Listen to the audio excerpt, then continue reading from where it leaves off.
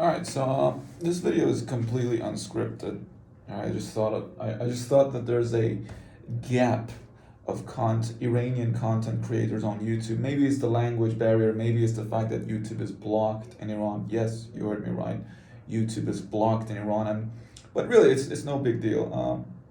People already have IP changing software, as we like to call it here, but really, it's just a VPN because searching for the word VPN, if you have the word VPN on your website might be blocked. But it's really no big deal. Pretty much everyone has access to some form of VPN, either free ones or the market for selling VPNs is like pretty damn good here. All right, but that's not what I came here to talk about. I wanted to talk about one very weird industry, which at least used to flourish in Iran. Not anymore though, but I'll get to why. So that industry is aftermarket customer support, right? Now you may be thinking, what the hell does that mean? For example, if you buy an iPhone here, since since the very beginning uh, of Apple products coming to Iran, because there never were an Apple store here. Because since I can remember, we have been under sanctions. That is, we cannot, well, at least have any sort of relationship with American companies. Now, recently, not really recently, it's been quite some time since the sanctions have pretty much prevented any sort of foreign company, well, except Chinese ones. China has really no problems with us. These sanctions have really made all companies around the world to stop providing their services or their products to Iran legally. Now, that really doesn't mean that their products don't come here. They absolutely do. It's just that, well, number one, they're going to be much more expensive. Although, depending on the regional pricing, it could actually become cheaper than like what people pay in America. Like, for example, Samsung phones. Samsung phones are always cheaper than its actual price in America because Samsung has regional pricing.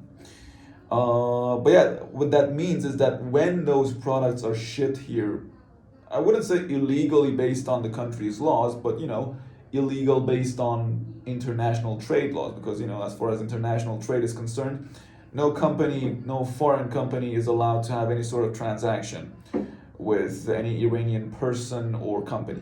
But anyways, their products gets here, and the problem here is none of those companies actually exist in Iran. They don't have any sort of official presence here. So what do the people who want to buy those products do when they want to get some customer support?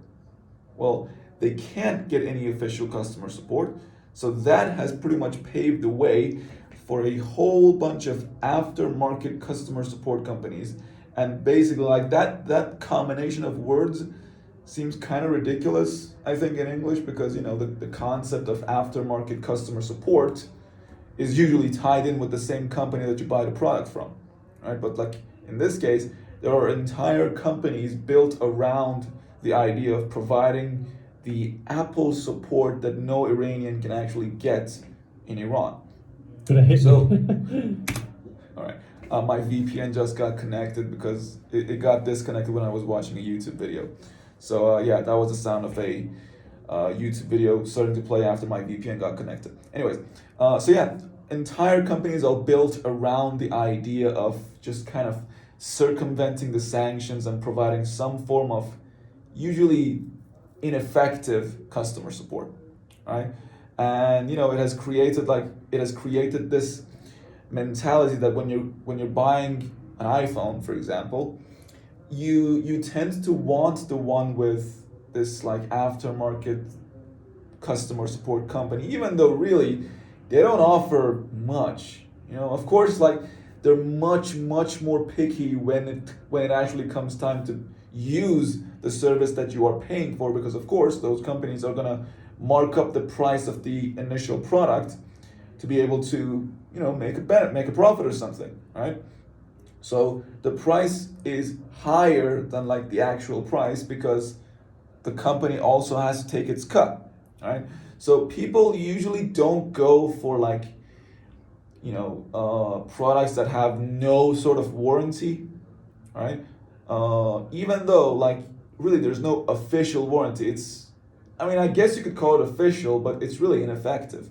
You know, I really don't think anybody has gone to their like warranty company after a product has been defective and like really gotten back what they wanted. Although I should say that I actually work in one of these warranty companies, and you know, if their reasons were convincing enough, we actually would offer them replacements. I used to work for a company that used to provide warranty for Razer, Microsoft, Logitech, what else? Western Digital, and a couple of other brands that you may not be familiar with.